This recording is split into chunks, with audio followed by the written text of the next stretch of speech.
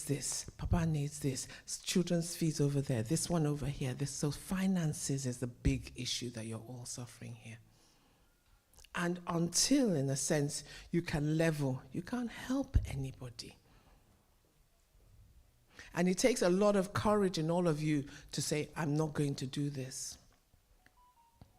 Or to say, you know what, give me a year to stand. Or give me 2 years to stand. Because I hear you, you know. That look on your face tells me, this one doesn't know what they're talking about. But I know. But it's like it's going to take longer. There has to be a plan. You have to have a plan. You have to have an agreement. Because what tends to happen is that people come into this country and it's like their eyes are red. And it's like, I'm here. I need this, I need this, I need this. I need to get a job. I need to do this, I need to do this. There's like 40 things that you need to do. You can't do them all. Because on top of that, you have the issues of the country. And you have what this gentleman kindly said, mindset, this group that I was talking to. So on the basis of that, continue with your conversations, and I'll be coming round. It was just a slight interjection here to just say, I know some of the issues. I've been here since 1960, 63, I think.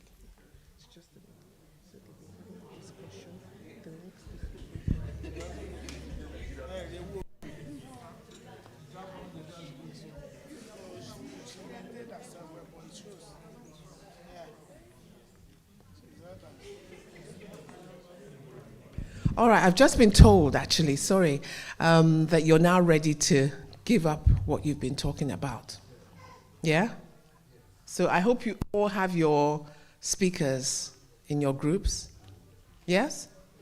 So should I come to group 1? And you know the question, just say the question and then give me your answers. Who's the person? The question is, how bonded are we after relocation now? And when you say bonded, are you talking about as a family? Your own family unit? Yes. And you're not talking about the outer unit of church? No, as a family. And the answer is we're more bonded now than we were while at home. And the factors that contributed to this is, while some of us were home, we were man of the people, always everywhere, doing 10 things.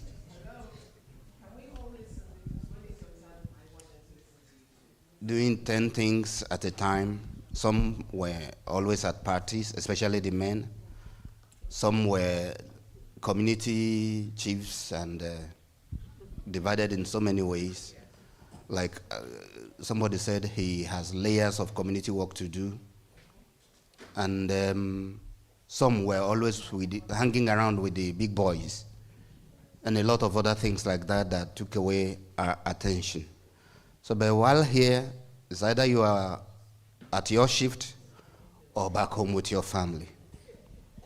That being away or being apart is no longer feasible here.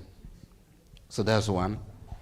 Then we are able to communicate more here.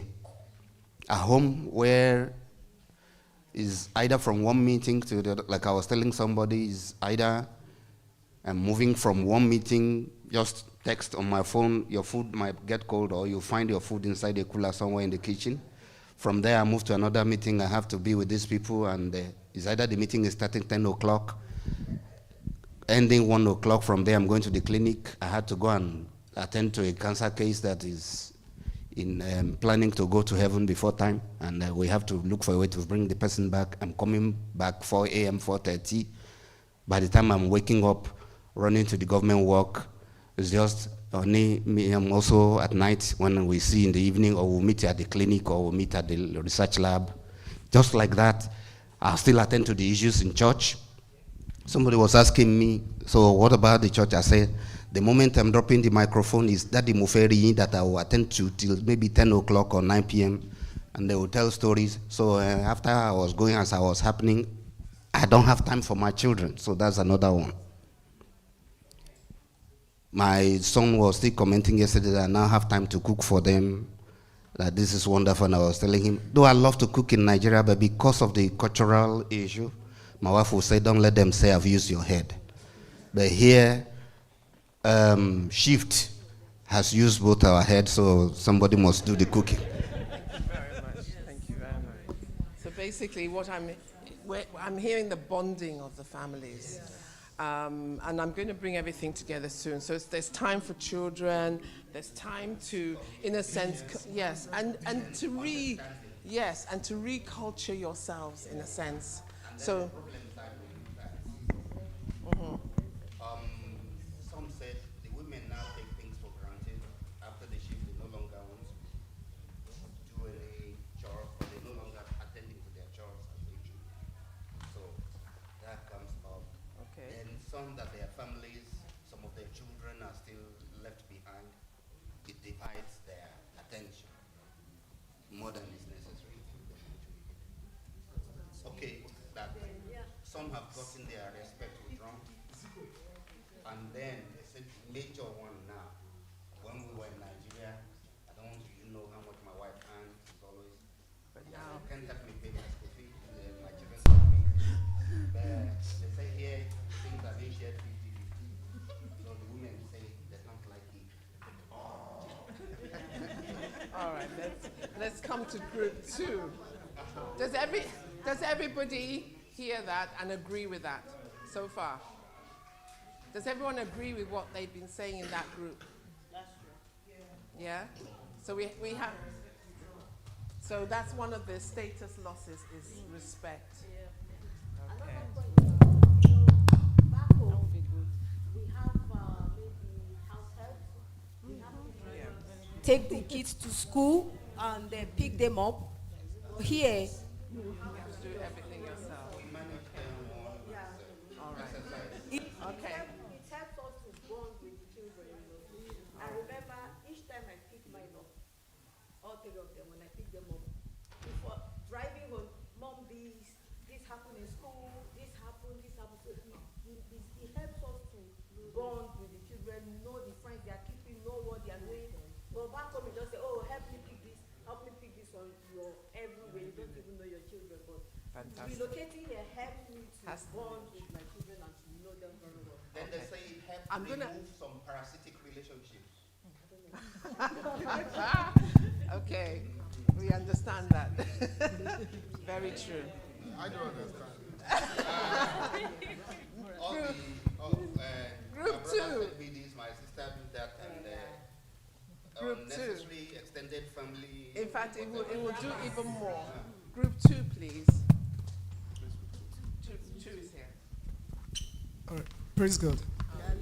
So, in the permission of the group, presenting Zico, Comrade Zico, and we're talking about how you manage, how families, you're managing your old status as against the realities you have, and how have we been able to manage the realities we have in the UK. The first one is that knowing God, that first, the Bible says those who know their God shall be strong, exploits. So, its own has a way of pushing you to take a lot of decisions that can be rash. But it is someone who knows God that will know that decisions that can be good, but may not be on the long run. The second one is finding a community, a support community. An example is like Transformation Space, International Community Center, where sometimes where you are going through, you realize you are not the only one going through them. And then also, you can also understand that informations that we realize that in the UK, you can't thrive just on your own. You thrive by a community. People sharing information that this thing, there's a job over there. Can you apply for a job, scholarship or this and that, which you would not know by yourself. So finding a community would help you learn finding a community would make you thrive on this community more easier. And also, we are sharing about someone who was telling me that she hasn't gotten a job for some months, and I told her that for me to get 20 hours job, it took me over 6 months after trying to learn, after doing car wash business, trying to do car wash in the UK. I did barbing, I did a lot of things. I was almost sent back to Nigeria. So after telling the person my own predicament before, the person realized that I have not gone through anything. So it makes people realize that I'm not alone. So the next one is having a right mindset. Forgetting that you are once a manager in Nigeria and you are coming to start something new, a new system. Not I was a director and now I'm doing cleaning. Because it is a system, you told them you want to be a student. So you have to follow how the system is. So that's the right mindset you, so that you don't get depressed. Another one is intentionally understanding the system. Many of us don't understand the system, how the system works. So you are trying to do many things and you are getting many rejections. I was not a teacher back in Nigeria, but now I have a contract as a teacher with a good pay. When I say good pay, I mean good pay. Because I understood what they want. Many of us are applying to Indeed. You don't know what they need in the work. You are only just putting that because you're a manager and you believe they'll just give you the job. It's not going to be. You need to understand what the system wants from you and then put yourself into the system. And the last one is positivity. We need to be positive because you may not know when the lights will dawn on you. So let's be very positive in the approach. Thank you. Thank you very much. In fact, you've taken the lesson already. And I hope that you've all heard that. Has everyone heard that? Does anyone disagree with any of this? Because we're going to pick up some of these points as we go along. He talked about mindset. Can I have somebody who's honest enough to say the mindset they actually came into this country with? Because it's like sometimes people come in with the mindset that the place is paved with gold and I am who I am. And, as soon as I get there, I just apply for any job and God will do it. Bam. Does anyone come in with that view? Yeah? Because after all, in Nigeria, they hail you for whatever it is you're doing. I know a doctor friend of mine many years ago, and for you doctors who are trying to get into the system, you're doing PLAB. Is there any doctors here who had to do PLAB? Or the test that tests your English, can you imagine? There are countries that just because their body is white, they don't do that English test. You're doing other things. Sorry, sir. Okay, exactly. Correct. And so you're here, you're going through, and they're telling you failed. And you can't even understand how you failed when your English is even better than the people in the country that own the country. Yeah. Do you understand? So you're having to go through all of this in order to survive. And that is one mindset, because you're kings in our town. Like the lady said, you have drivers, you have all these things. I mean, these people, they're still in backward land. And then now you're having to come and join them and do all these little jobs in order to survive. It's very demoralizing, depressing. It can affect you mentally, But I think it's really that thing, that mindset. It's saying to yourself, this situation will not last forever. It's a transition. And then you have to look at, the silver lining.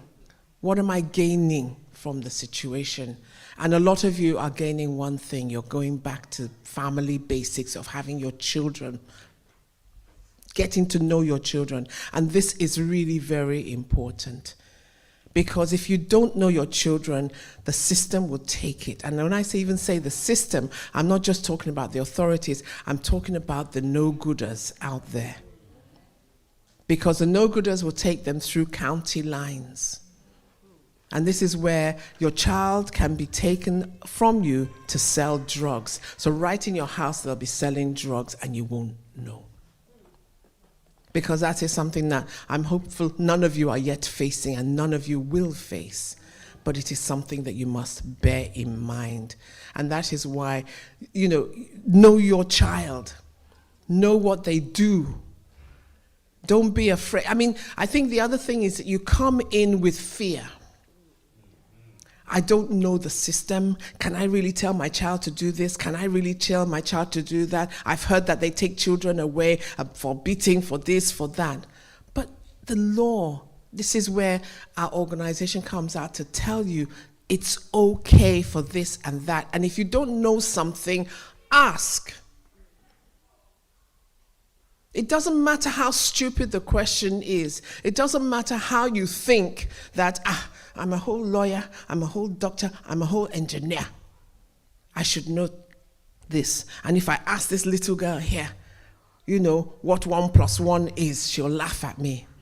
There's nothing like that here. My father used to say to me that, ask the stupid question. Because once you've asked that stupid question, you are now, absolutely. That information empowers you to then go to the next step. And you won't make the kind of mistake that you would have made and then look more, in quote, silly for doing so. And then people will say, well, why didn't you ask? This is a country where we ask. I measure it with, in Nigeria, when you go to school, school is where they just push information down your throat. Receive it, accept it, that is what it is. It doesn't have any bearing on things can change. This is it, this is what the book says, that's it. And they will mark you on that. So you will learn by rote. And the culture says you don't query your seniors at all. Am I right? And so as a result, you're brought up with fear, which we call respect. In this country, know it, that if your child goes to school with that attitude, and they go to school and the teacher is talking to them, of course, they're coming from your house where you've taught them, how can you look at an adult in the eye? Am I right? So they're standing like this in front of the teacher. The teacher is talking to them. They're not answering. That's a cause for concern in this culture. Because the teacher will say, this child is being intimidated at home. Maybe, the life is not right. And they'll be watching that child because they're mandated to watch every child in their care. That's them safeguarding your child against you as a parent, because they want to know what's happening. So when you say, how come they're my business, you've already given your business to them via your child and how you brought them up. You also open your child to the bullying that you're all complaining about, because your child doesn't have the capacity to stand up for himself. Because already, if you think about it, let's be clear, you're bullying them at home. What is wrong with you? Sit down, shut up, be quiet. That's how some of you talk, because that's how you were brought up, am I right? Did your parents come to you and say, oh my darling, how are you?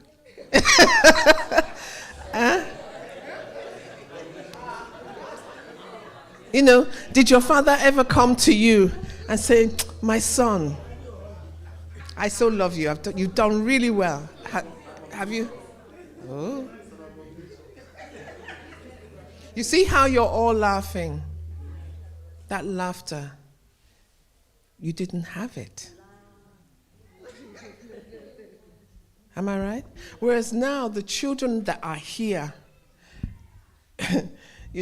as like how your grandma might step on your toe, like, be quiet, and because she doesn't want to slap you. And then a child here will say, Mommy, why are you stepping on my toe? Yeah, why are you looking at me like that? When I was growing up, your parents used their eyes to train you. Try that with your children now. It's like, Mommy, why are you looking? Yeah, what's wrong with your eyes, Mommy?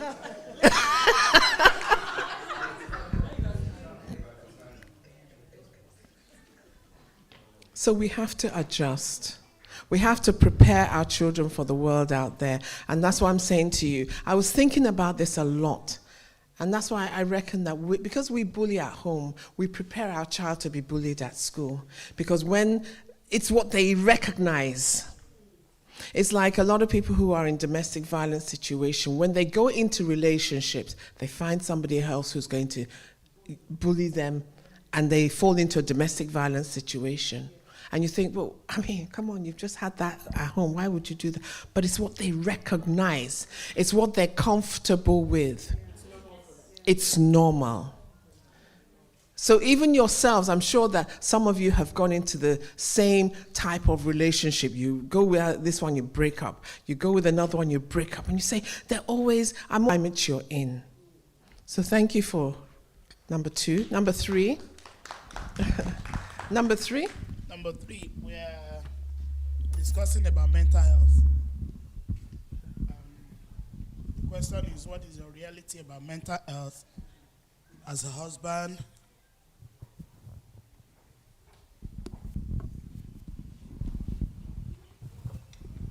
As a husband, wife, and then to the children. Our submission in this group is that all other points that has been raised revolves around mental health. Because if your mental health is balanced, you'll be able to function well as a father, you'll be able to function well as a mother, the children will be able to function well, which you have just discussed now.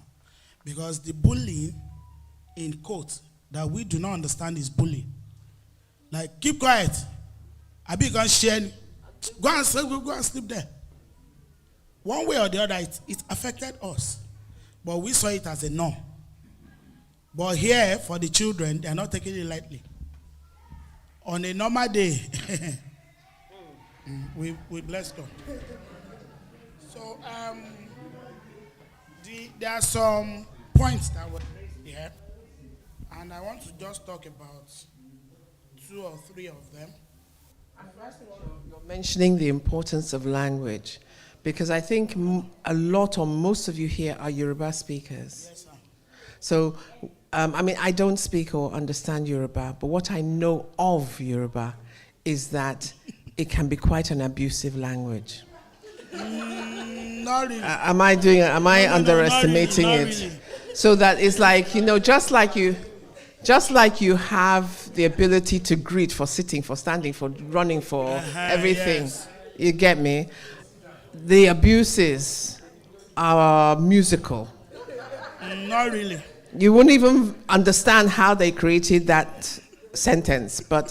So those are the habits we need to stop, because, as you're walking in through the door, your grandmother can be abusing you from the top of the house Yes. at her loudest voice. And can you imagine that is imprinting on you? What else are you going to do? In fact, you could have started your mental illness from back then.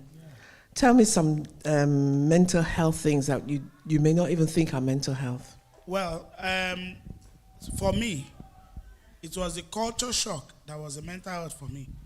Back then in Nigeria, I can't stand beside anyone that smokes. But here, you move to your toilet, you are perceiving smoke.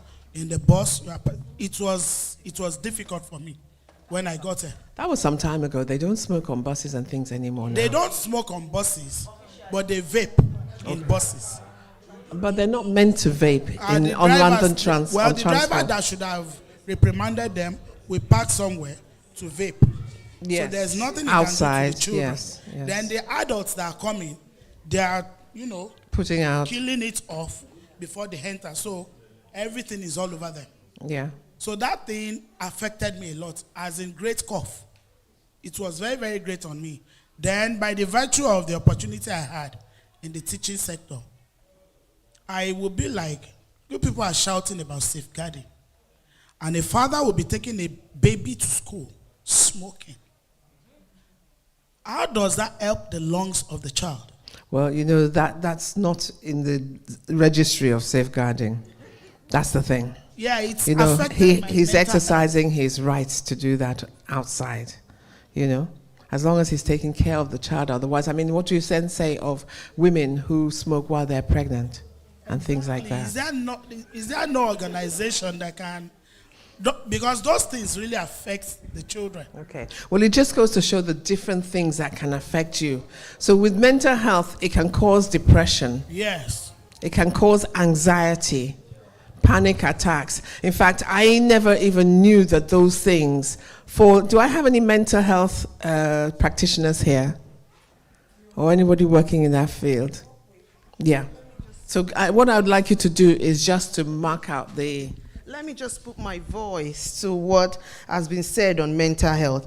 Fortunately, let me not say unfortunately, it's fortunate, I work with people who are victims of trafficking and exploitation, forced labor. And their major problems is mental health. So you see a very well-dressed man is fine, but he's going back and forth to Roseberry, okay? So, and Roseberry Park is a mental health hospital. Sorry. Yeah, very close, and it's quite big. And one thing I have come to discover, that the strongest thing in UK has become their greatest weakness, and that is human right. Everybody has the right. If you have the right to smoke, you have the right to make the wrong decision, and nobody is going to stop you as long as it's not physically harming you.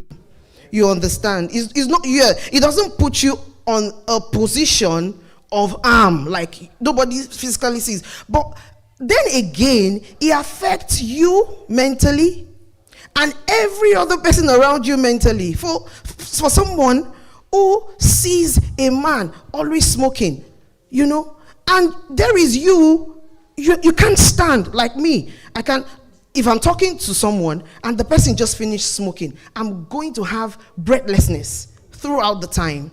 So, and this person, I have to talk with him. I have to go to the solicitors with him. I have to go to court with him. And he's smoking. Any small thing. Excuse me, can I have a fag? He's back. He's all over. And with the people I work with, some of them don't even smoke the tobacco. They smoke the very hard ones. Weed, marijuana. And when he's done, I'm like, so when he's done with his smoke, I'm like, excuse me. You know, so these are the things. Sometimes I go to work, and even though I love my job, honestly, I'm terrified to talk with those guys, you know, because I'm like, oh, I'm going to be talking with another guy who just finished smoking, whatever. So this is it. And there are some other people who are sick. They are mentally sick, and you have to deal with them at work because they have not been diagnosed to be mentally sick. So these are the things that affect us. If you are a smoker, you cannot smoke in a corporate place in Nigeria. They will stigmatize you from the door, from your house. But this place, it doesn't matter. It doesn't matter to anyone. You know, someone is telling you about a story she wants you to hear. If you are not interested, the person terms you as to be unfriendly, as not to be a good teammate, especially if she's your superior. Termed you as not to be a good teammate because you don't want to listen to her petty stories. And someone is coming telling you about a dog, the husband, he married and did not marry, and you're not interested. It shows on your face. And the next thing they're telling you is, oh, you're not friendly, you're rude, you're not, you know. Then another thing is the way we talk. I was talking to a client who was white. He was a product of county. Yeah, I'll tell us about it. Yeah, so he got into the place, and you know, I was so passionate. I was telling him, very young boy, 19, you can be great. You can be, you know, the guy. I saw that his face was red. I thought he was following my motivation.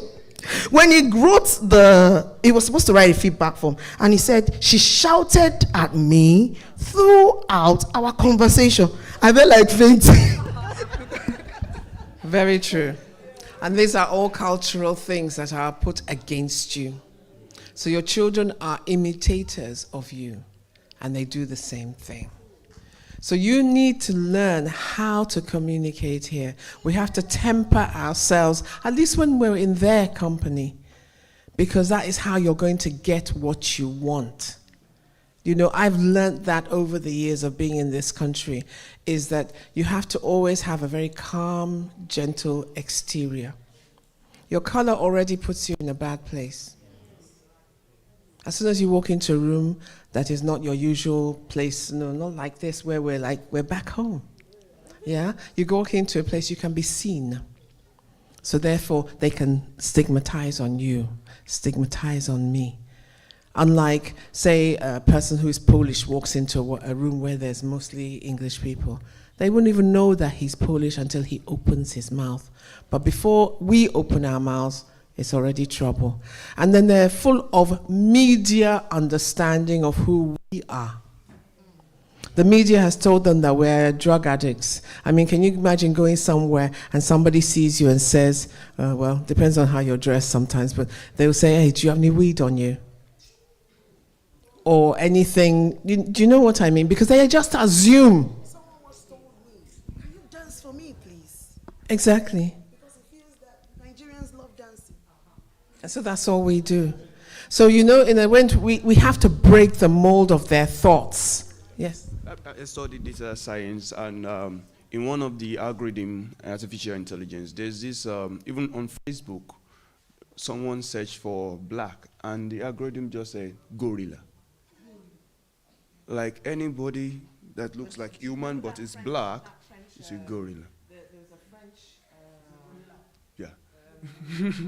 So they kind of question the authority. Why will your system bring something like this out? So they kind of rectify that, but it was just there. Very, very true. You know, and with your computer skills, man, I think that you are a good one to actually teach everybody about what you can and cannot do on the internet in this country. Because please take note that everything that you do on the internet is recorded. Everything you might delete, but it can be traced. It's like if something were to happen to you, God forbid, and they got your phone, they can go back in time, you know, to find out what have you been looking at, why have you been looking at this is what happened to him before this and this happened. Do you understand? So if anyone, this is just an aside, but it's still information to you all. If anyone sends you a video, which we are all happy to do, if it is a religious one, we don't send it, but if it's something naughty, we send. A lot of people do. I know none of you do that, but I know people do. Yeah? Please do not pass it on. Delete. Take examples of, watch the news, listen to what's going on. It tells you the mindset of the people. It tells you what you should be careful of. If a black top-ranking policewoman can lose her position, and this happened about maybe 5 years ago, because her sister sent her a video that had some, sexual things in it about a child or something. She sent it to her sister so that maybe her sister could do something about it because she's in the police. Her sister did not even open it to look at it, but it was found on her phone. Enough. She lost her job. She lost her status. She had to fight in court for years to even be reinstated in some way. Okay? That's how serious. There was a case in Ireland, I think somebody sent a video to somebody else who now sent it to somebody who was in London. All of them were hooked in. It happens. Don't send it on. Delete. Have nothing to do. Don't even open. That's why what I started doing was, and I'm sure you can tell us how to do it, because I don't even know how I did it, but there's a question which says, do you want to see the video? You know when sometimes you don't even open it, you just come to the thing, maybe somebody has sent you a message, so you click on the message, it's a video, and it starts playing immediately. Yeah? There's a way that you can just see a blurred vision. And very often that blurred vision and the sentence tells you what's in there. Delete. Am I right? Yeah? So if any of you, because previously my setting was that it just opened up. I didn't know how to set or not set. Because most of us, the best we can do with phones is to press WhatsApp and to press make a phone call. But there are other intricacies that are there. There are other hidden settings. Please get some advice for your own protection and safeguarding so that, you're not exposed. Had you finished, ma'am? You were telling us about mental health. We were talking about what I wanted was, what is mental health? What are the various things? Because for quite some time, I didn't even know that depression was mental health. You know how you say, I feel down, I feel low, and even there was one time in my life, I kept on saying, I'm so tired, I'm so tired, I'm so tired. I later discovered that was a part of what they would call depression or mental health. And this mental health is leading people to suicide. And a great number are going. And would you believe, even in children, this is why you need to monitor your children, because don't forget, you've brought them from a totally different environment. So they're having to suffer the cold, they're having to suffer abuse, they're having to suffer how to navigate the situation. And if you're having difficulty, they're having even more difficulty, because children do not always have the language to express what they're going through. They can't phone their friend and start talking because they don't know how. Everything is going to be channeled through you, and you have to almost put aside your own feelings and deal with theirs. That's my priority. Get your children in check so that you're dealing with them, so that it doesn't become an issue for you later. There's a guy, he was about 11. He was excluded from school because he had got into a fight outside of school. As a result of that, literally from 11, he didn't go to school till later. Now he's a youth worker dealing with the subject of exclusion. But the mental health situations that he suffered, the depression, really impacted on his life and the life of the children, the family. Even his mother till today, you didn't go to school. You see, if you had gone to school, it's not necessary. That time has gone. We have to guard one of our gates, which is our mouth. We have to guard a second gate, what we are seeing, and that's why I was talking about the internet and safety. We have to guard our ears, what we're actually seeing. That's another gate there. And then the gate of our minds. Did you finish? Yeah, I think you have nailed it. There's nothing to... All right. Yes. I just want to say something about mental health and depression, because a lot of us feel what we call depression is when you are just quiet, you are down, and you just don't want anybody to talk to you. I have suffered depression before, and I know how it feels. Sometimes when you are depressed, you are touchy. You shout everywhere, and your children will be like, let's leave mommy for a while. I think she's in her time. And when you come back to yourself, you feel like, oh, these children already know what I'm going through. Then you go back to your, corner and cry and be like, guys, I'm sorry. But as the black woman that you are, you can't call them together. No, I'm sorry, I was this, I was that. So please, when depression sets in, look for someone to talk to.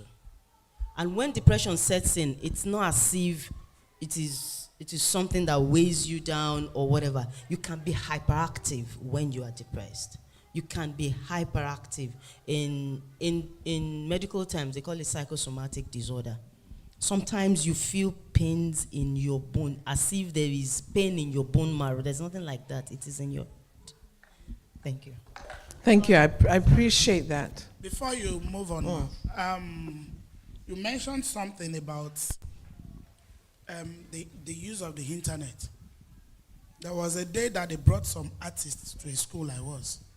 The way, looking at them at the face level, you'd be like, they are riffraffs. But they now asked one of their leader to talk to the children. So it was like, while he was growing up, that he's the type that doesn't talk. He bottles everything within him. He even said he called his mom name because the mom is dead now. So he now said to the children that whatever you do now on the internet will speak later.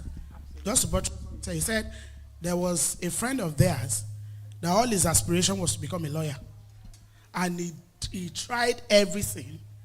He became a lawyer. For him now to be he was called to the bar to start the profession.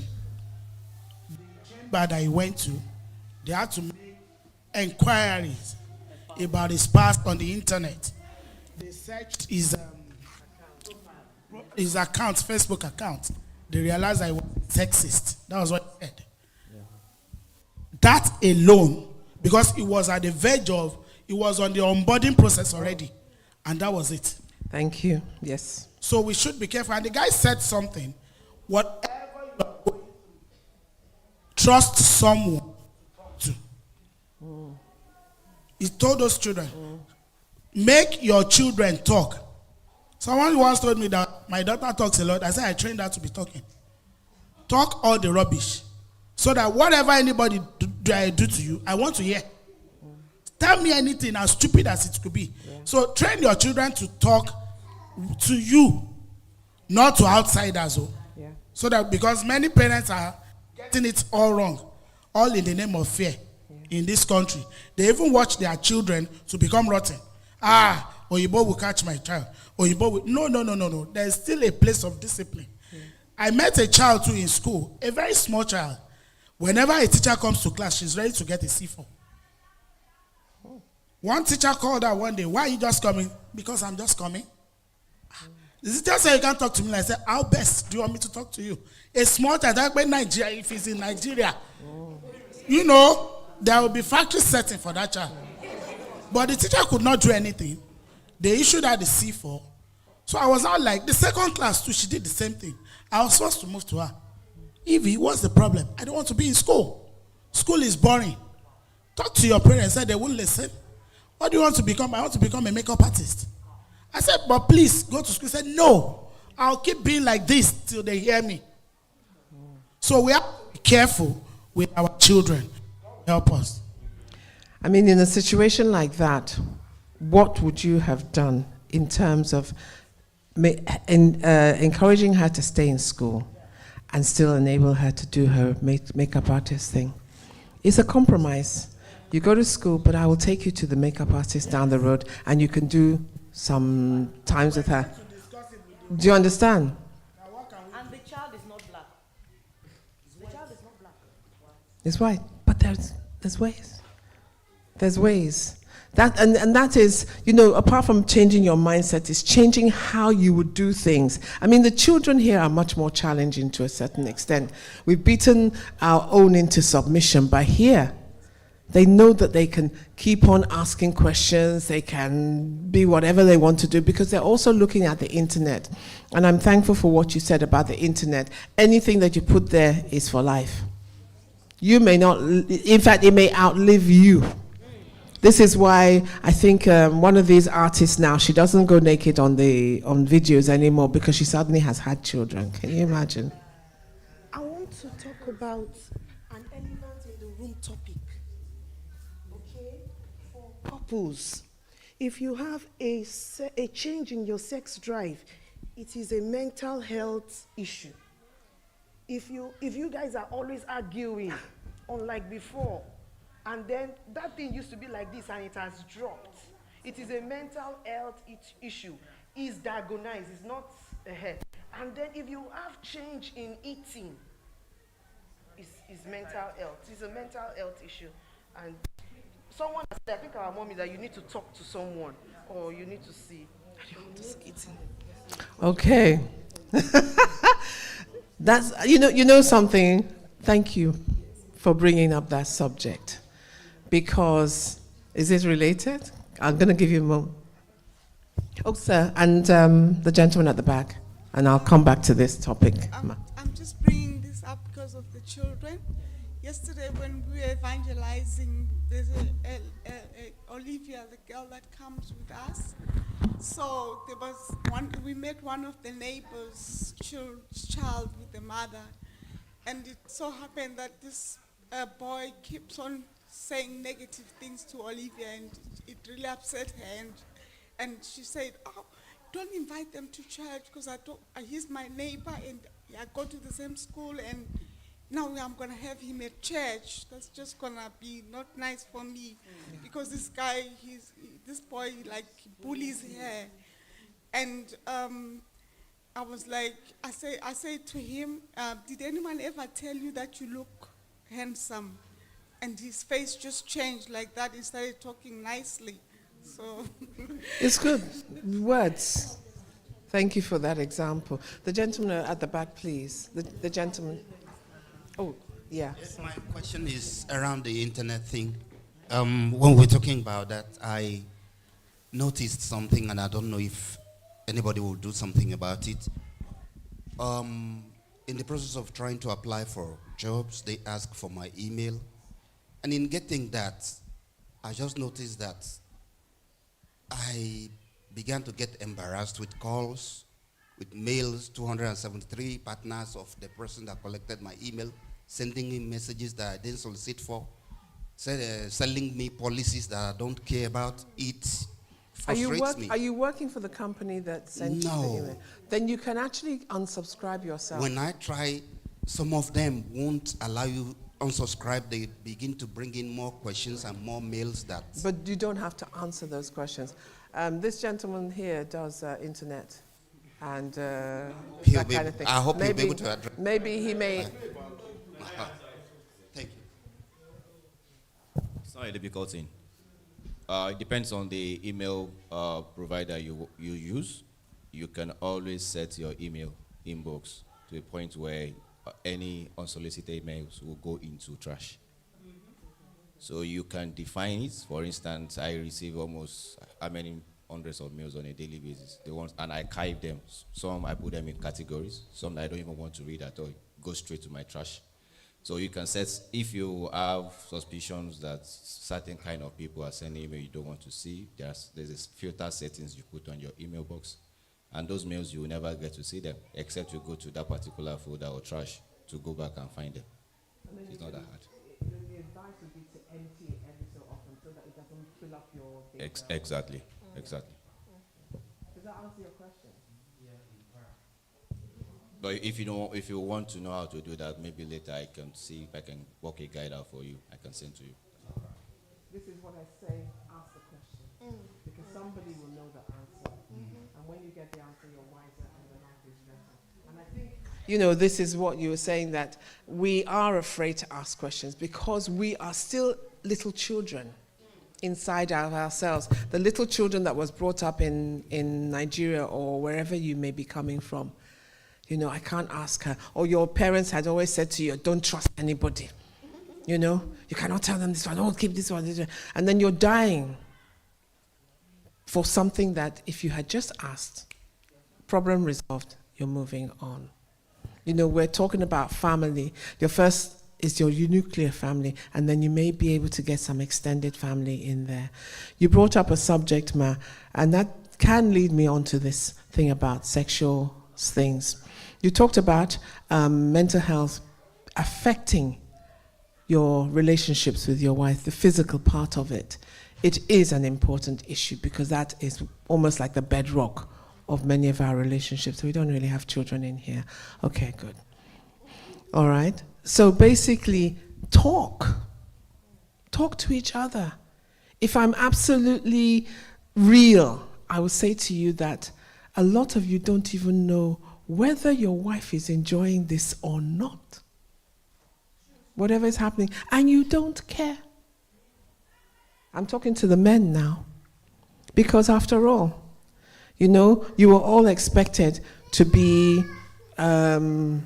celibate when you're married. But if you, we're in church, are we not in church? So I'm talking from the church perspective. Okay, that you're meant to be celibate before marriage, presumably both of you. However, what tends to happen is that the men find ways of learning some small things. Their own ways. Sometimes it is a product of abuse. Because men are physically abused too. I have a friend of mine who told me that when he was younger, an aunt of his made use of him. This can be impactful in the life of a child.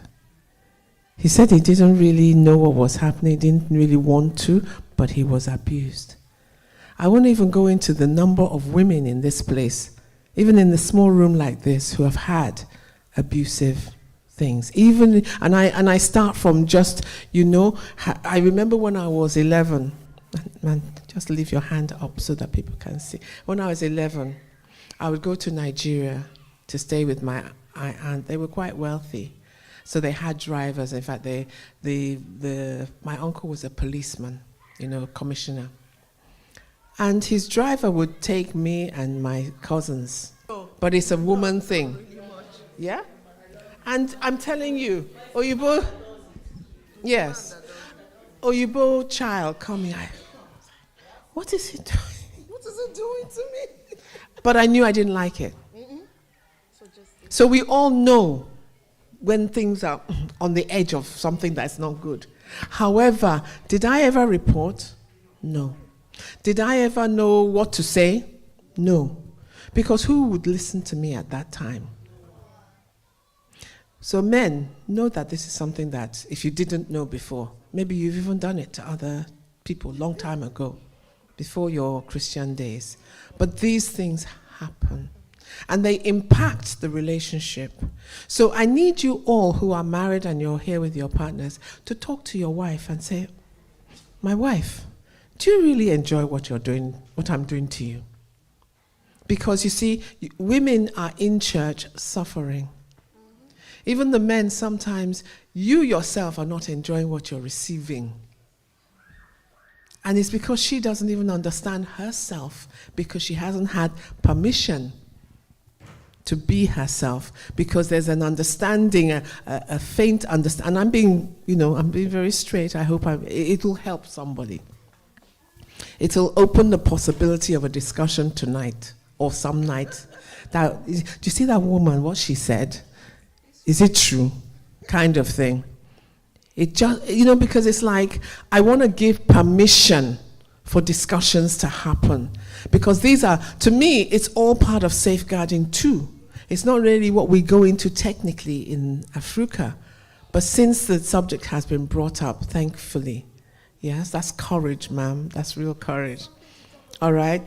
I will bring it up, and because you know why? It impacts, why I say it's a safeguarding issue is because it also impacts on the life of your children. Because you don't talk to them about sex. You don't talk to them about those subject areas. And it's important that you do, because you open them up to somebody abusing them. Because one, they may not know that they are being abused. They may have been groomed. And they may think that this is what happens. And until and then on top of them, you silence them. Because they don't have the courage to say, even to a friend, is this what really happens? Because they think they should know. Am I right? You all think that you should already know what happens in that arena. And even though you're trying to pretend that you're all-knowing and that you are up there. So whatever the man says, you do. I remember when I first came onto Facebook, and this was back in 2011, and I used to do a program where I would host and be talking and doing something similar to this with audiences and individuals talking about various subjects. So I was a little bit known on that score. And somebody contacted me, inboxed me, and asked me whether it was permissible, and because we're in this atmosphere of safety, yes, whether it was okay to have sex from another area of the body. And I said to them, well, it all depends. But I would suggest not. Yes? Because it may not be safe, and these are the ramifications of doing that. But they really didn't know. And they didn't feel empowered to say no. And you have to also appreciate that it's important that you talk to your children about sex, and especially when you're talking to your boys, you have to talk to them about consent. Even you men must know about consent. Because even within your marriage, if your woman is mandated to give it to you. But if she says today, please, no, it is no. There's no yes in no. It is no. It is not no with a maybe attached. Do you know how, you guys, do you remember those days when you used to check us all out? And it's like, I'll keep on asking her. She'll say no. Then she'll say no. And say, the no is becoming a maybe. Do you know? And then it becomes a yes after maybe 1 year of no. It's not that kind of no. It is no. Because if she now takes it up and says that you raped her, you raped her. Because she said no. It is not because I did it the other day as a friend with benefits, and then you see me again, and then you expect that I will do it again. No. In fact, what I'm going to do is I'm going to send you, and you can all look it up actually, something called TEA. T-E-A. It's a little short film that talks about consent. I want you all, if you can pass it out to everybody, to see it. Maybe I'll put it into the groups as well. Can I do that? I want you to see. It's not sexual, but it has a lot of meaning in it. And it's all about a cup of tea. Today you come to my house and I give you a cup of tea. I put it on the table. You can look at it, you don't have to drink it. If you drink it today, doesn't mean that when you come tomorrow, you need to drink that tea. And I can't force it into you either. And I can't threaten you either. So it talks about it like that. But you understand what the tea represents. So I need all of you, because you see, this will impact on your relationship, how you deal with issues. If you're frustrated, you're going to take that frustration out somewhere, either on the children or elsewhere. It also becomes a point for domestic abuse as well, because the tendency is that because as men, you have not been taught how to express yourself, expressing yourself is with physical force. Please don't do that. This is your biggest supporter. Most women are your biggest supporter. We talked about status. We talked about one of the things that can happen in families is that the woman's mouth starts to rattle. And I'm talking to you women. We can't, because we don't fight physically, our mouths are our sharpest implement. Am I right? I'm going to go down this, yes, ladies. I'm going to tell the truth to these men. This your mouth, This your tongue that has gates of teeth to hold it back. Does not get held back. Even when you shut your mouth, you can still talk. You're moving. You're telling him how, look at you. Are you a man? Maybe because he hasn't performed very well. Or those who have the courage. Or it will be a case of, you expect me to be the one bringing in all the money and you're spending. The fights start. I'd like you to all find a way of apologizing to each other. It doesn't mean that because you're older than your wife, you can't apologize to her or she can't apologize to you. Children watch you. Children see more than you see that they see.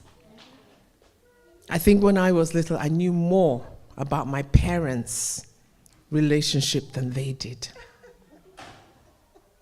I mean it, I did. Because one day, I was around about the age of 11, and I went to my father and I said to him, because we, at that time, I was living with my father and his stepwife.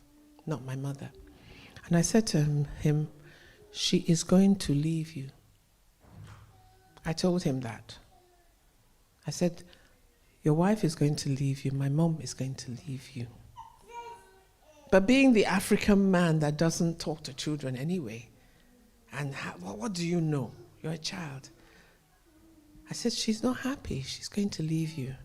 And really, she herself at that time was going through frustrations.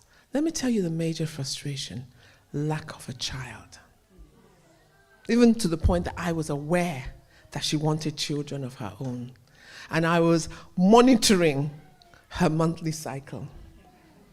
Can you imagine? That's how much I knew and I felt and I thought.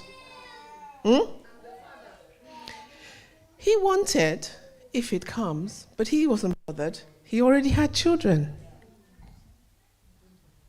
Do you see?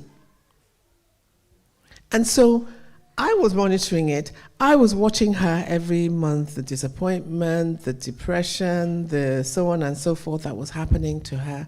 He was up here, his head were in the clouds. What's his business?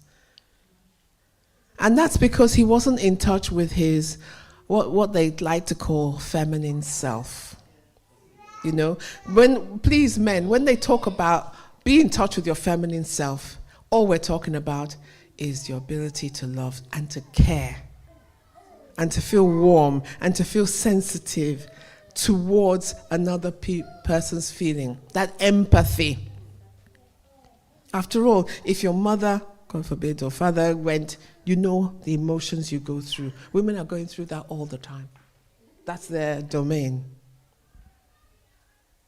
So let's be more understanding. Has everybody gripped that subject? I can move on now. But what I'm saying is that please find time to talk to your children about this area of sex. Because, you know, I tell people that I don't know about it till today. I don't know about how children are born. I don't know anything. That's because the normal thought in those days was that your parents would tell you. But you know what? Till my parents passed away, none of them told me about how to have a child. And the reason was because of their background. They didn't talk about sex. It didn't happen, but yet I was, you know, if I get married, boom, you're meant to do it. So I want you all, because you're going to be saying, well, how do I do this? It wasn't done to me. You have children. The moment that they start talking about, you know, what is this, mommy? What is that, mommy? Or daddy? Tell them. And the one advice I would give you is everybody call a thing what it is by its name. Does anyone know why I'm saying that? So if we're talking about breast, and that's the only one I will mention in this arena, call it breast. We all have them. Call it breast. If it is there, call it what it is. Don't be saying my pee-pee, my poo-poo, my baba, my titi. Don't make up names. Don't make up names. And the reason I'm saying this is if anything should happen, they need to be able to say, that man, that somebody touched my breast. And this is what he did, even if they're drawing it, so that they know. Otherwise, one will say, oh, he touched my flower. What is flower? Yeah? And it just takes me into the realm of language. I'm just giving you little things here. All of you come from environments in which you're speaking, this is your second language. Although it is like a lingua franca for Nigeria or Africa, wherever you come from. You may not understand English the way the English will speak it.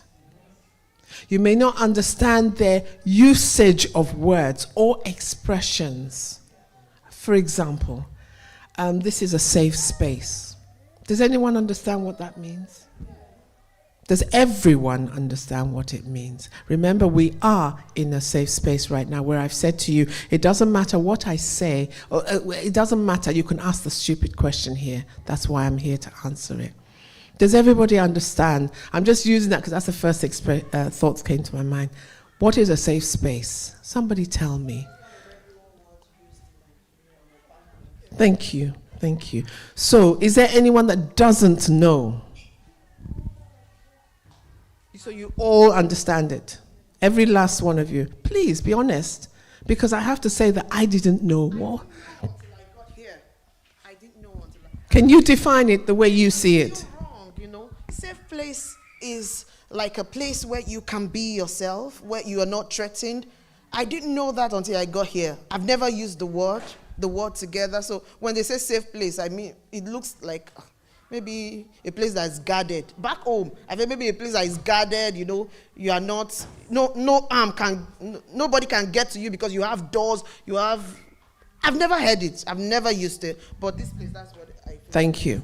So very often when we come into trainings and things like this, especially when you're going to be talking about things that are personal, they announce this room is a safe space for any of you to say anything, and it stays here. Yeah? So what I'm saying to you is, in your home, create a safe space for your children to come to you and say, you know, darling, this is a safe space. Anything happens outside, come home. Even if I'm angry with you, come home. Home has to be that place of safety where, you know, and that's what I always felt when I was little. It's like, I would go out, something would go wrong, maybe I'd lose something. I always ran home. Because when I was home, it's like everything calmed down. And I need you to do that with your children, with yourselves, so that you don't create, thank you, Kaede, come. So that you don't create a place where domestic violence is there, domestic abuse, and all these things. Please go ahead. Kaede is a children's champion. I still need more from your group. Thank you, Eka. Talking about safe space, and I think most of us as African parents, we are and we still do it now. Our children don't tell us the truth. Or they seldom tell us the truth. Why? Because we do not have a safe space. And when we're talking about safe space, that's one definition. The real definition of a safe space is where you go to and you will not be judged. The world may judge you, but when you come to me, whatever has happened, whatever you are going through, I'm not judging. I want to hear. Speak to me. Tell me how you feel. Let us reason together. Let us discuss. Let me be able to give you an advice and guide you on how to go about life. That's a safe space in reality. How many of us do this? Can we ask ourselves that truth? How many of us do this? And if we do it, how often do we do it? I do it, but not all the time. Sometimes because I don't have that leisure of time, I just tell them, my kids, go and do this. We'll talk about this later. But when I do, I sit them down. How do you feel? What do you want? And they really talk. Kids talk. Children talk. That's the truth. We were born, grew up, mentored, parented, groomed, whatever we want to call it. We were not given safe spaces. And the truth is, one of the sections we had recently, and Ekanem had me lead that section, and what we're talking about is trying to break the cycle of bad parenting. And the real thing we are doing here today is also that same action. We are trying to break the cycle of bad parenting. And if we want to break it, it has to be intentional. That is a starting point. If my son goes to school and they say, my son did whatever, God forbid, I would know whether he did it or not. Because we have built a safe space that makes me to understand the kind of person he is. If they told me my daughter said something, there are certain things I know he could say because she's bold enough to talk to anybody. And there are certain things they will say she said. I will say, no, it's not my daughter that has said it. Because we have that culture of safe space. And even though we are just talking about it passively right now, I think safe space is a very, very important key to unlocking good parenting. Thank you. Thank you so much. You see why he's one of my champions. He could have, I didn't need to come here. He could have taken the whole session, in actual fact. And as one of my wonderful champions, each Saturday we have what we call Africa Talks, where we talk about all kinds of issues. And it's another safe space to ask questions. And I say that parenting is one of the hardest things you do. I mean, you may think that we have actually moved away from the subject of today, which was pain and gain and your status in this country, but we haven't. Because it's still, you see, all that impinges on your children, and then it comes back to you in the way that you behave if you get it wrong. If you get it wrong, the very reason for which you have come to this country is blown apart.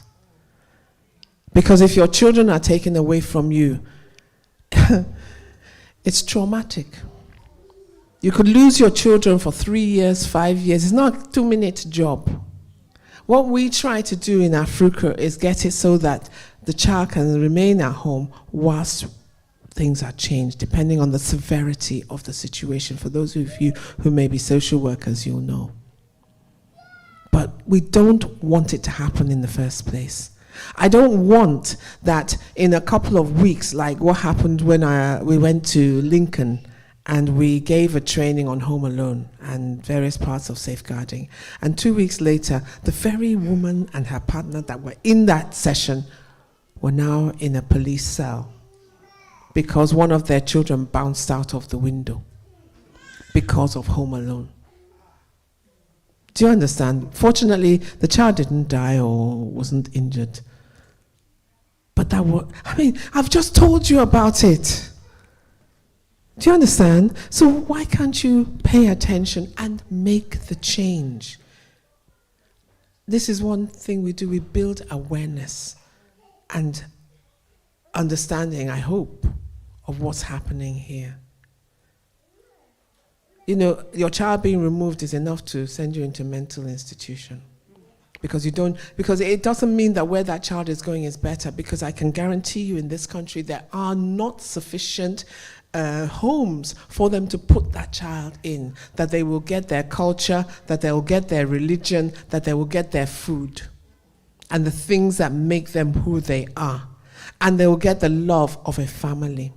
In actual fact, if you had attended last week, and I'll just throw it out here because it's something that we're still looking at and you must consider it. Because to a certain extent, you're all vulnerable here. Because things can happen. Because you're not used to the system. I need you all to look into, and I think you were there last week? Well, you were the week before. When we were talking about living and leaving care. That is, once they've taken your child, they've lived in care, and when they leave care, what happens to them, or what's the process? And one of the things that we had a lawyer and barrister who is also a children's champion there, she suggested that you should all have what I call a living will. You know, we have a will that normally deals with us when we're dead and now goods and baggages are taken, but a living will. And a living will means you say, if I'm still alive, but circumstances have changed, as in I'm debilitated or something like that, or I'm put into a mental institute for a long time, what happens to my children? If my husband is alive, okay, he'll be taking care of them. But supposing I'm on my own, put a list of maybe 3 people that your child can be taken to before they start looking into the environment for a child, and they're not going to find. Because we as black people do not put ourselves forward to be foster carers and so on, and the few that are there can only take so many because of safeguarding issues. Do you see? So, and make sure that the person you put down isn't in Nigeria. Yeah, let them be here. so that that child can go into a place of safety. They will still check that person out. You know, they'll do data barring services to look at, you know, a DBS, as you know, to see whether that person is a pedophile or whatever, and is fit. So if you want, you know, if I want Madame here to look after my children, I'll have that conversation with you to say, look, oh, if anything happens, I'm going to put your name down for them, for my child to come to you. Do you agree? And then we will understand the dynamics of it. So when someone comes and knocks on your door and say, Ike has been taken, or will you take the child? She says you will. You agree. I'm sure they will give facilities in some way for that child to be looked after there. But you have to make that arrangement. Otherwise, your child is just thrown. And I see it as just being thrown. Did you want to add to it? I have a question. Yes. And I think I'm speaking for many parents here because we're Africans. And it's about safe space. Okay, so safe space is very nice. Like I said, I just heard about it when I came here. But it puts a question in my mind every time we talk about safe spaces in the home. Is there a way, how can we balance parenting? You know, there are Africans that feel that I can't be my child's friend. I'm not a fan of that, but there is common sense in what they say. I can't be my child's friend because how would I parent my child if I am 100% 24/7 his friend? You know, how would I be able to parent my child? No, I just want us to put a balance to it. Let me finish. Then there's this leading. You want to lead. You want to tell the child what to do. And now the child wants to be able to tell you his vulnerabilities. So how do you guide without jeopardizing the aspect of leading and parent? And I think I'm speaking for a lot of African mothers and fathers here. Leading and then creating a safe space so that the child does not weaponize you. You know, and then the child is in another place now where he feels that he's free. In Nigeria, he was told to sit. Now, can you? So the child now feels that, so the child begins to weaponize you and tell you, mommy, you know, so how do we do that? So that the child does not realize that, that is a weapon I can now use to achieve my aim. Mom is a weapon. And the second one is about LGBTQ. It's a big issue. One day, my daughter came. And then she told me, she said, mommy, what if, I don't want that again. What if I walk up to you one day and I tell you I'm a lesbian? What would you say? Holy Ghost fire. No, that would be the first thing that will come out. I didn't tell her Holy Ghost fire.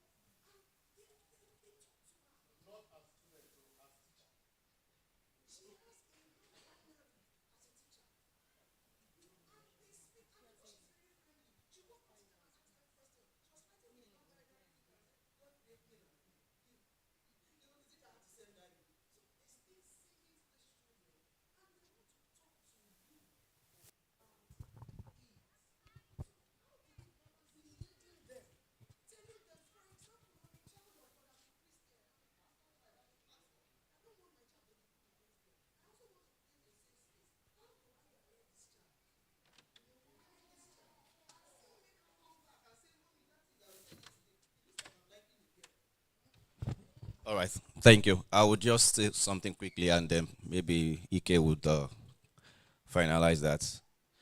In parenting, she said something very instructive earlier. Said there is really we didn't go to school. Nobody went to school of parenting. There's no manual to it. but there are principles and there are guides. So there are principles, there are guides, and there are certain things, just the same way that this world exists, and there are certain principles that governs it. There are principles that governs parenting. One of such I will mention very quickly is the 4 types of parenting styles. We have the authoritarian, the authoritative, the permissive, and the uninvolved parents. We teach this in Africa a lot. When you say authoritarian, it's as good as when you have a military government. I'm trying to break it down. When you have authoritative, I have the authority, but I would not push my authority over you. I'm going to be very subtle, based on fundamental principles and basics that we will all agree to. Then the permissive, I'll just let you do whatever you do. You know, once in a while I will chip in my advice, but you mostly can do whatever you want. And we have the last one, the uninvolved. Is not involved. If you like it yourself, is your life. You cannot, especially in the current world where we are now, you can't live as an authoritarian when it comes to parenting. You will breed what we call rebellious children. And these children right now are smarter. As days go by, children are becoming smarter than we were originally, rather. Yesterday, my son is on the pitch now. He went to Bobby's hair. I didn't follow him. The guy finished. I was not there. The guy finished. We left him to agree with you. Because when we are there, we will say, don't do this. Don't do this. When he finished barbing his hair, I was not there. When he's coming home, he said, I got the opportunity to do it the way I want. You see? And you know one thing that's what you just said is bringing out is that every single child or adult, we all have equal rights. Do we know that? And that's the principle on which the United Nations policy on Child Right Act was built on. And the basis for which everything about child protection, child safeguarding started. Because at some point in the early days, people didn't see children as humans, as equal. We saw children as subjects. We saw children as objects. We saw them as things to be owned. They are not. They are people of equal right like we do. Every child, my son who is 10, my daughter who is 7, even the baby that is here right now has equal right as you do.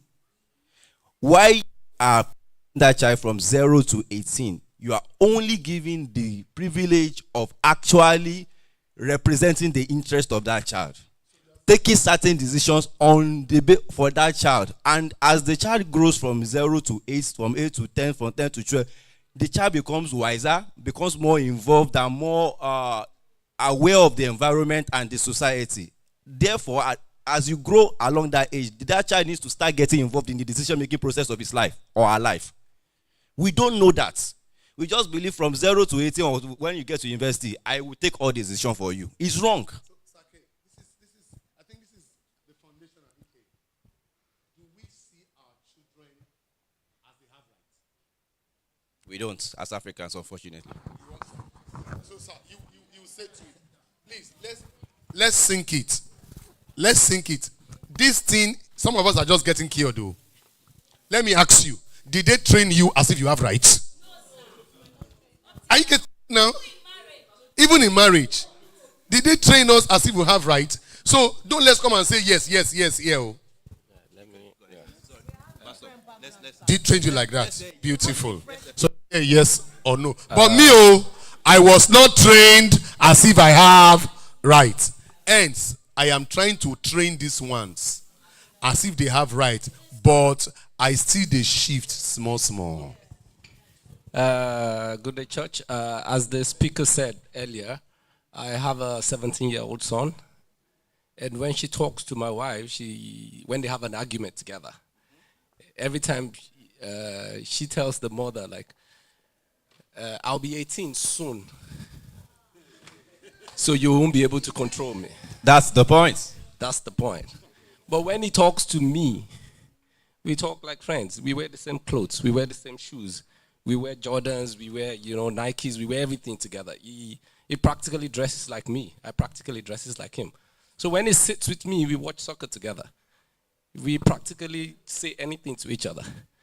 But I feel every time I hear them in the room when they're friends also, they talk together, But they they have always struggles. play. But he always puts that point to the mother, like, I'll be 18 soon, you won't be able. And I always laugh. And one thing, when I sit him down, I talk to him like, but why did you say that? He said, no, she can know, but you don't tell me that. You understand? And it was like, no, because I could see, as he said it, like you are like an authoritative person. You are not an authoritarian. Because she nurtured him like an authoritarian. I give him a free will. You can do whatever you want. But immediately I step in. But you can actually go anywhere, you can actually do whatever. But immediately I put a stop. They've learned that, like, oh, there's a stop here. There's a boundary. There's a boundary here. But to her, she doesn't know. So now I've realized, like, okay, I'm not going to teach the kids anymore. I would need to teach their mother. Like, but you know, as women, and she's a mental health specialist.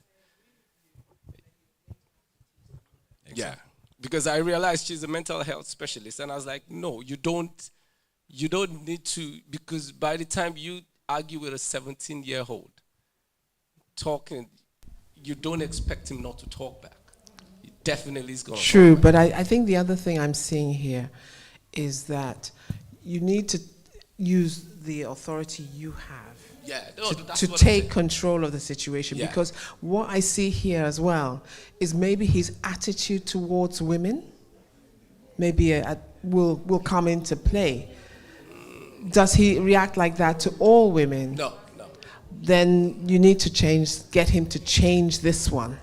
No, yeah, I think it's because of the way they interact with each other. All right. The way he interacts with me is much different. Okay. All right. Can I say something very quickly, Ike? Yeah, because the mother always tries to impose things. Okay. You understand? So then you need to speak to the mother then. Yeah. All right. She wants a way. With me, it's your way. Mm-hmm. But when I would just put a clause, like when it goes wrong. I think it's a case of understanding your children, the best way to get to them or through All right. to them. Go ahead. I'll say something again, then I'll possibly just give you the opportunity of saying it. Because of time, I've spoken about 4 different parenting styles. There is something else I want each of us to go home and go and study. If you have your phone, you could Google it. It's called transactional analysis. Transactional what? Analysis. And this is fundamental to every human relationship. I learned this is about 15 years ago in graduate management school. And they taught us there that for every single human being you are talking to or you are interacting with, you are taking a stance. And that person is taking a stance. The stance that person is taking against you depends on what you do to that person. And they will react back at you. Yes. They are on TA. There are different types of combined relationship. Me and you can be parents. Forget about it's just title. It's not about our biological relationship. Yes. I can talk to you as a parent to a parent. I can talk to you as a child to a parent. Yep. I can be to you as a parent to a child, and it could be child to child. It depends. Now, parent to child relationship struggle most times. And that is where the problem is. But there are principles that also govern how you convert a parent to child relationship to a parent to parent or a child to whatever it is that actually suits the situation and the circumstance you are in. Yeah. But most of us, we don't know. Especially even at work. We find out that if somebody is rebellious, you say this, the person is not listening. You say that, the person is not listening. It's the transactional analysis type of relationship that has been established that you need to be corrected. Yes. And once that is corrected, you have a smooth flow together. Even in relationship of marriage, it's the same thing. Yes. Woman, okay, let's say you are controlling the person, authoritarian, but you just need to sit down and analyze the situation and find out what do I need to change from my end that will trigger that change. In science, after all, we say, for every action, there is what? God bless you.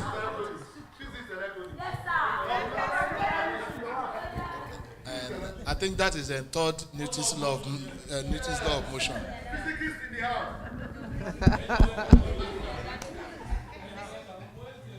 Praise the Lord. I think most parents we want to parent our children just the way our parent did.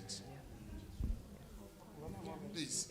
And this is where many of us made some mistake and some other things. Myself in my house, my children call me AJ, not daddy. You can, even when you go out like this, is that your dad? And one time I attended one of my son's the having end of the session. I was just there. No, they having end of the session, and my son came to me and said, AJ, how far? And I greeted him, and so the boy, one of his friends now just called him to the corner. Is that your daddy? Say, that's my daddy now. He was curious that I can. And the first time, this guy called him AJ, and I say how far? And sometimes we just chop knuckle, but that does not make me that that there's a way I draw the line. That I'm the father, and those are the things that because of why I would have been parenting that normal father as the Almighty, the lion of the tribe of, but because of training I had, because I've done some training on parenting, even with child protection policies. Even I was involved with drafting of some policies with Lagos State, and because of that mindset I had over the years, it helped me. Sometimes maybe at home I'll tell my wife, this thing, my wife say, no, you have to, if you don't do it, going, these children, I will say, but I now got to realize I would have also been reacting that way, and they come about mommy. Yeah, mommy, me is what? AJ. Do you get? But I would have moved towards that direction. But because of based on training, exposure, and some other things, I'm not saying that others are not. But because of some training and based on child rights, right? So as I'm appealing to us as parents generally that don't let us have that mentality that the way my mother trained me, now so I go do it for these children. My mother will not he will have given me knock on the head. Little thing, go. No, it won't work that way, sincerely. Because these children sometimes they talk back and they have their emotions. When you talk to them, when you just shout at them, I took my children, we went to Morrison yesterday to get something. My son, after he cut his hair, he was just, and then he was moving. He said, Daddy, it's only thing that you want to buy that you must go and touch. Do you know when you touch that thing, you must buy that thing. That I was telling him, how do you mean? That I want to shop some other items that maybe if I want to see it at that place, so that I will not be, I'll have an idea of the price. Not even the price. I wouldn't know, but maybe there is chicken at Morrison. But maybe I have the plan, just want to get one or two things. He said, no. And they were just arguing with me. But I just used a star. And, but generally, as parents, we need to be sensitive. They have emotions. Don't let us train our children the way our parents parented us. Thank you very much. Not to be a stereotype, but I think... I want to put one question. This draw the line out of here talking. What is the line? Yeah, I get it. Everybody says the line. Yes. When do I step in my authority? When do I allow them? Like morning devotion. Please, I will describe for you. Morning devotion. Which child wants to wake up? No child wants to wake up. They can watch films till 3 a.m. But morning devotion, they don't want to wake up. So when do if I go and say, hey, wake up, have I crossed the line? Hallelujah. That is what I want to say. Praise the Lord. Mommy was saying something before for a child, parenting or child, abuse, whatever. But in this country, as I say, I've been here for a quite while. You need to be friendly with your children so that they can relate to you. Anything that happens in the school especially. Not just they want to bang it to your house to take the children. Maybe the children is at home alone. Not only that. The head teacher, the teachers, they can call the children in a secret place. They asking her or him, oh, what did your mommy beat you in the house? This. Those are the things they can see take the children. When they ask those questions, the children, if the children be friends to you in your house, they can relate to you. Look, my teacher was asking me this kind of question, or my head teacher kind of things. Another thing, above all, you must pray together, children, with the scripture. I know in the morning we are busy to go to work, but in the night it's a compulsory. Even though you are sleeping, the child is already know the rule of regulation in the house. What I do, I train my children up. Since I've been here, it's not nearly 20 years or 20 years. It's not up to 2 times or 3 times I did not come to the church on Sunday. That is my sacrifice to God.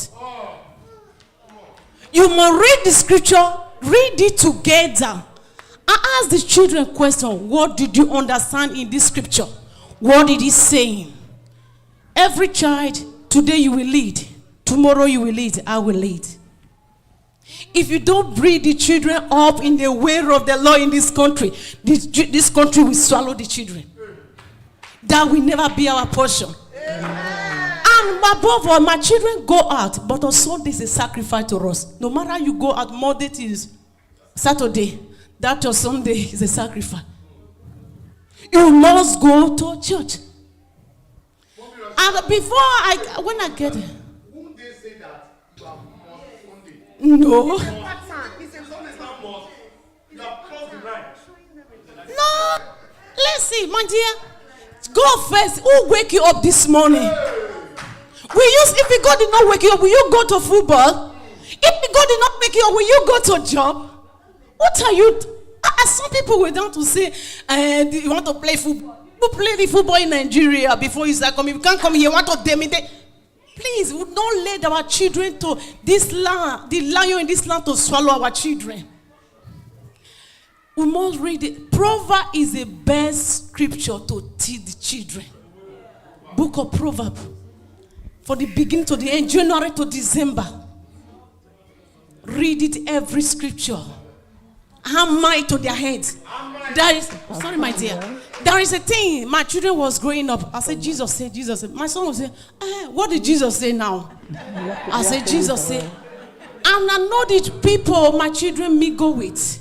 If I don't like that person, I say, my dear, you know we're a Christian, we're a background, we know where we are coming from. Look at the life. I don't like that, but I don't like his character. Deviate. I say the people you follow, they must know God. Hammer God. Let them know you are a Christian. I like that word. Hammer God.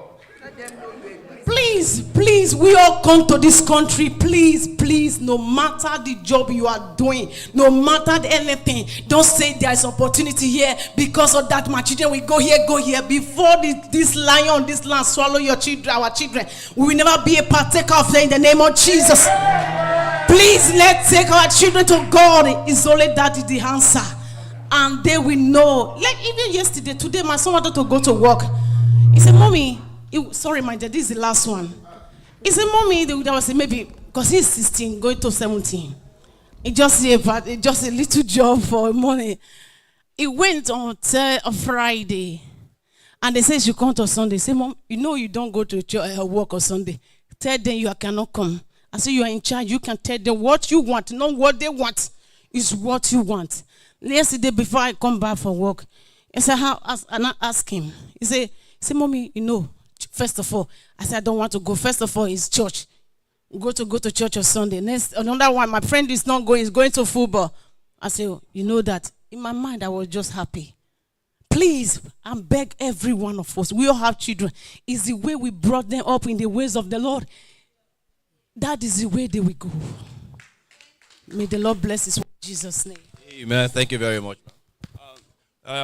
Not to be a stereotype, but I would like to make this point that women have strong will and they like to be assertive. It's their biological makeup. Yes. And that's why it happens like that, that they are kind of authoritarian. Like the example, now this that they mentioned the other time, I have something like that in our house. And can't control them at some point because too authoritarian in such a way that they now want to break free. It's like being with you is like in a prison, and it shouldn't be. But there's something I would like to say to people who are married. I am not married, but I discovered something. A man and a woman that have come together as husband and wife must have one voice. No matter what, the father can say, yeah, I am free with you. The mother says, I want to be strong.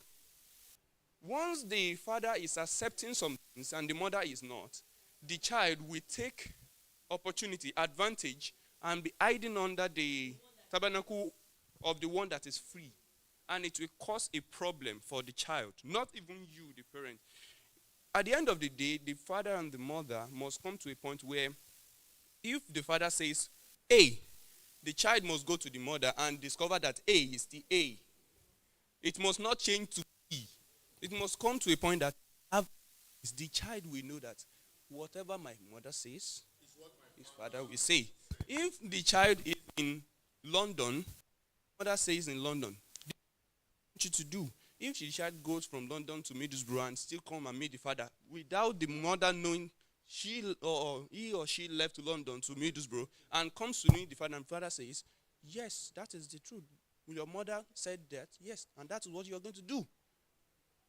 It must never change. It must always be same. Thank you very much. Always do Thank it you very in love, Thank you not very to be authoritarian. All right. Thank you very much, Dosu. Brother Dosu. Just one thing in line with that. It's going to be like maybe my last major input. Talking about drawing the line, and I'm going to take input for what everybody has said. He's spoken about one voice from the parents. She's spoken about assertiveness and being firm. And a few other people have spoken similarly. And I want to stress here, the foundation of parenting, especially when it comes to couples parenting a child or set of children, the home must have principles. That is the basis for anything called boundary and authoritativeness. Have principles. So principles in terms of what is our religious principle and belief system? What is our societal belief system? What is our ethical principle? What is our moral principle? And before your child will come and meet you and ask you X, Y, Z, we will first do an assessment on the scale of the principles that the home has established to say, I want to go and ask this. What will be the response of my father or my mother to this? And knowing that this is the principle, we know the answer. Most times they won't come to you again because they know the answer. Sometimes if they come to you, even before they come to you, they already know the answer to get. They just want to text. My son does that a lot of times. When he comes to me and say, Daddy, I have a question I want to ask you. And I say, like, what is that? He would just say, Daddy, I know the answer. He will just turn back. But I will call him back and say, tell me what you want to say. He will still tell me. And I will tell him, what is the answer? My answer is, he will say, this is your answer. I say, yes, so you know the answer. So go back. And the same thing will be exactly what my wife will say. Wow. So that is the starting point. You have to have principles. And from the principles, you set your lines. Then you have the authoritativeness that you need. Okay, I think we want to listen to. We cannot. We still want to respect our 12:30 as much as possible. So it cannot all be. And we want our facilitator to have some minute to round off all what she's learned. So if we exceed a little bit, it's not me, it's you people today. But are you blessed? I can't hear you. Are you blessed? You know, it will take, if it is prayer, to lead prayer is inside of me today. But some problem don't need prayer. It needs wisdom. And a lot of we pastors, this is our pride. Mommy Ekanem. And mommy, I want to replace, what are you doing on my altar? The two of you. This is a lot of pastors' strength. They don't want to leave it. But I decided to leave it. Are you blessed? Yes. Now, it's okay. Mama, please come closer. You said something that everybody should take home. A lot of us want to start drawing the line when the situation starts. This is what I picked from you. Now, you and your husband, have you sat down on your ethos, your principles? Have you arranged it? If you think it's for our singles, our people still looking at the face of the Lord for their children. You and your wife now draw your principles so that your children will meet it, and they will grow with it, and you are not just drawing lines when situation come. You know why somebody will hear this from daddy and hear this from mommy? You know why? There was no principle. Nobody discussed anything. So mommy is thinking this way, daddy is thinking this way, and it looks as if there's a barrier. Now, listen. Our mommy wants to tell us what our children are saying. I think camera should go down because I have heard small. Camera, go down. I have heard things like, if she will continue, is camera down? I've heard things like, no, is it shut down? Let's shut down camera. No, we are on YouTube. I've heard things like, our parents are teaching us to, can I continue? Our parents are teaching us to be, yeah, thank you. Can I go ahead? Yeah, don't worry, let's end service there. You see, can I go ahead, sir? So we want to hear the rest from you. Hear what your children are saying, our children, including my own and your own.